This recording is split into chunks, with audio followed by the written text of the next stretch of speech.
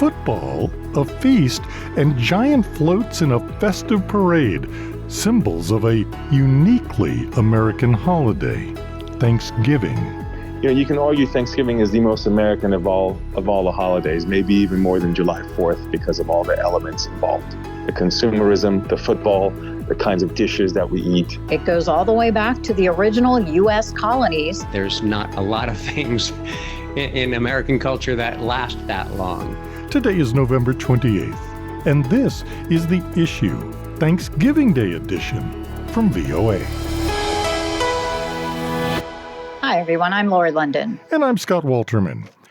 Today is the Thanksgiving holiday in the United States. It's a day of thanks with some uniquely American traditions. American football, a feast featuring American food like turkey and potatoes, and a parade in New York, which essentially promotes American consumerism by ushering in the start of the Christmas shopping season.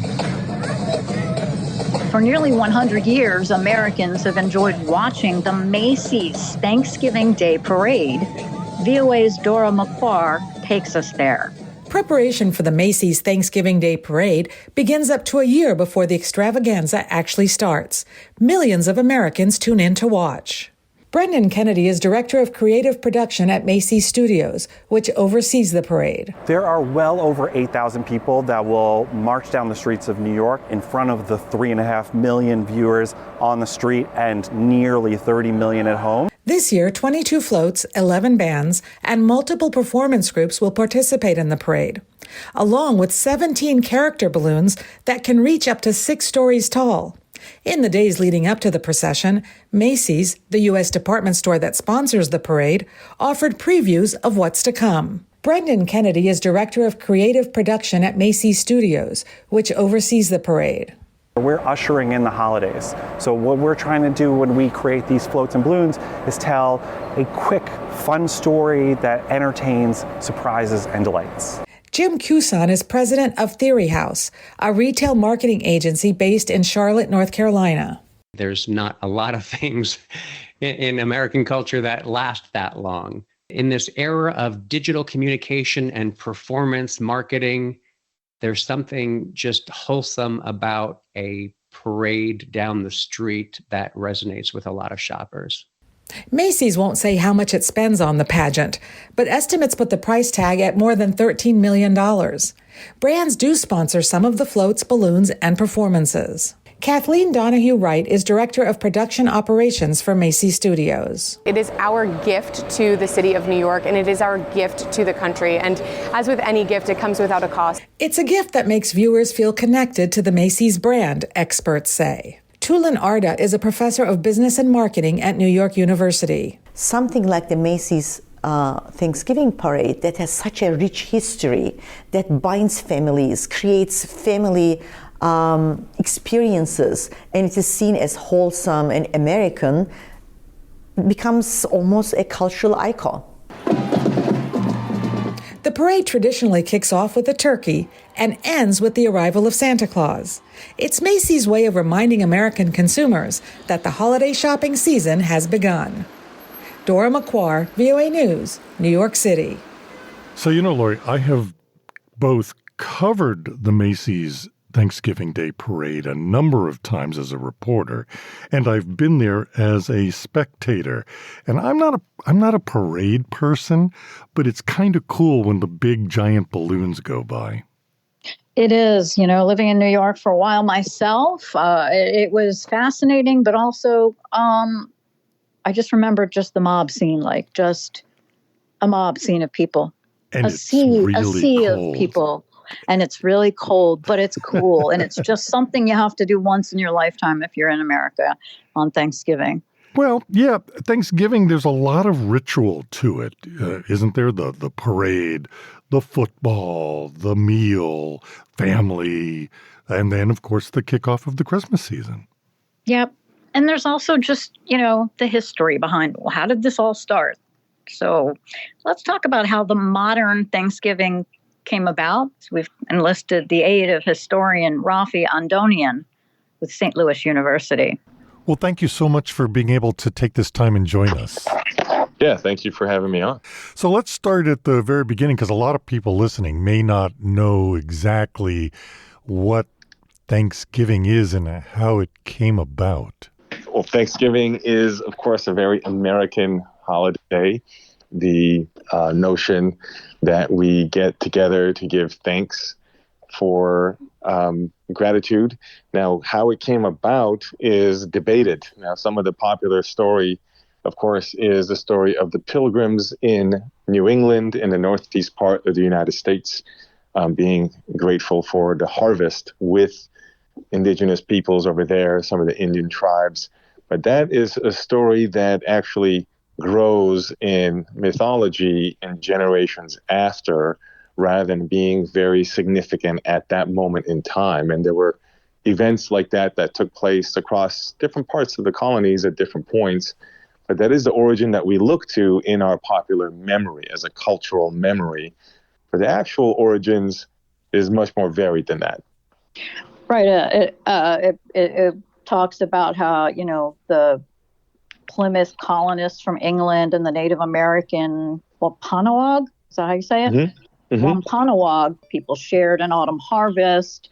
But then, of course, there's this apparent, as you mentioned, controversy. A lot of Americans, including Native Americans, believe that it's a dark story of oppression and bloodshed underlying the European settlers and Native Americans, correct? Yeah, and I wouldn't go that far either, though. I think that's another way that we kind of recast when we look backward. I think a lot of times in history, we tend to look backward from what we believe in the present and then kind of recast the meanings of what we think happened in the past and give them different levels of significance. So, for example, in the period that we're talking about in the 17th century, it was very common for European settlers and indigenous tribal peoples across various colonies to actually have some sort of relationship diplomatically, if you will. Think of them as foreign nations that are interacting with each other through diplomacy and exchange. And yes, sometimes it was not pretty, but not necessarily always the case. I think sometimes we had to get away from the narrative of American Indians as passive who are constantly being acted upon, because they are very much also interacting, intermarrying, resisting, allying, fighting against each other because they're different nations, all throughout the 17th, 18th, and into the 19th century. That's why when you look at American history, you have what's known as the Plains Wars, Custer and Custer's Last Stand, and that legendary moment all the way into the 1870s. And that's because you have indigenous peoples that are present and actively forming alliances, resisting, but also doing other things, interacting with the colonial, at times, allies. There are many wars in which different tribes went different directions and allied with either the United States or European powers. There are intermarriages that took place very often as signs of diplomacy. So these things are constantly being negotiated throughout different generations and different periods. And so I don't think that the image that we think about actually really ever happened the way that it did. But if I were to characterize a sharing of a harvest amongst peoples that live next to each other, I would not necessarily characterize it as either extreme. I would not characterize it as something that is entirely dark, because there are active participants in that moment, as there were in other places. Similar things happen in Virginia, for example, not just in Plymouth Colony. But I would not characterize it as this sign that everything is always perfect either, which is the opposite end of that spectrum. Things are complicated. And I do think that the reason we focus on Plymouth, which I would argue is probably the most inconsequential colony in North America, but somehow in our memory plays a large role. Plymouth Colony doesn't even exist shortly after that. It becomes part of Massachusetts Colony. So for whatever reason in our historical memory, we draw more on Plymouth. I think part of the reason is that this idea of religious freedom and separatism is a big thing that plays into what we'd like to see. And so sometimes that's why we might be giving particular importance to Plymouth when it's not a very consequential place. But interactions like that happened in different parts of the country as well. In Virginia, famously, the Pocahontas story. Now that's laden with all kinds of mythology as well. But the element of truth to it is that there were active diplomatic and even intermarriage, and marriage and diplomacy are intertwined throughout European history as well. Think about all the royalty and nobles that intermarry over there. So it's very much a practice. Indigenous peoples did that as well. So that story of Pocahontas in Virginia, which is in the same century as Thanksgiving, as we think about, very much kind of speaks to the same idea. There's a sharing of harvest. There is learning from each other. There's trading with each other. There's war with each other. There's marriage with each other. All those things are taking place. And so that's how I would think about a larger context. I don't think that Thanksgiving moment in Plymouth is anything unique or unusual, but it does kind of grow into our memory later. That's the story that we tell. So how do we get to where we are today, the modern concept of the Thanksgiving holiday? I'd say it's a very recent thing. I would say the modern concept of the Thanksgiving holiday is from Franklin Roosevelt period, so less than a century. There are notions of giving thanks and Thanksgiving holidays that take place, for example, with George Washington as president, who's grateful for shortly after the Constitution is established, but kind of proclaims a day of thanks. And with that precedent, like he set precedent for so many things, presidents would often call for a day of thanks on that time period. But it was a presidential proclamation that would take place. And some presidents did it, others didn't. For example, Thomas Jefferson did not, because he thought it was intertwining religion with government, and he didn't think that we should be doing that. Abraham Lincoln did. So it's really fascinating. It's not something that's well established. It's something that varies in practice. But the way we think of Thanksgiving is more, I would say, it starts to take shape in the 1920s, I would say. And the reason I say that is because that's when we have the rise of this sort of material and pop culture, the roaring 20s, if you will, in the United States. Think about that's when movies are starting to become a thing. The sort of mass media is starting to become a thing. And as a result, shopping becomes a thing. And Thanksgiving would actually move around within November based on various lobbies trying to have a longer Christmas shopping season, believe it or not. And so if you do Thanksgiving earlier, for example, there's a longer Christmas shopping season. If you do it later, there's a shorter Christmas shopping season. Now, I know today we often... Actually, that totally makes sense, given American culture, right? Yeah. Now, it's I know a commercialization. We start Christmas shopping a little too early now, but that's the idea at that point, right? And yes, it does make sense because to this day, the consumer is a large part of the economic power of the United States. And so when Franklin Roosevelt, in that period, there is this solidification and establishment with Congress of making Thanksgiving, first of all, an official holiday, which it wasn't during the days of presidential proclamations. That's just something that they would do as a day of thanks. And not even necessarily, they wouldn't necessarily tie it to the Pilgrims. It was just a day of thanks. It was seen as this religious thing. That's why Jefferson didn't like it. But by the time you get to the modern period in the 20th century, we kind of create this story going back that wasn't there originally.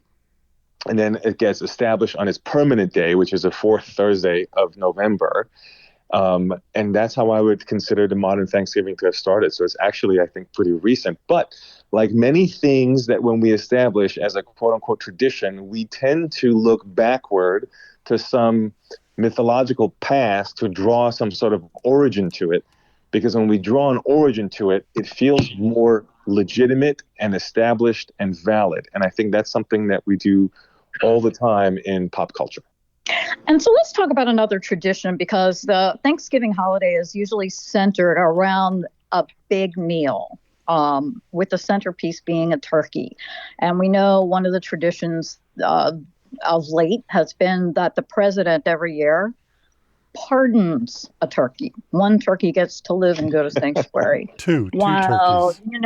We're talking like, maybe 45 million other turkeys are killed for being on the table.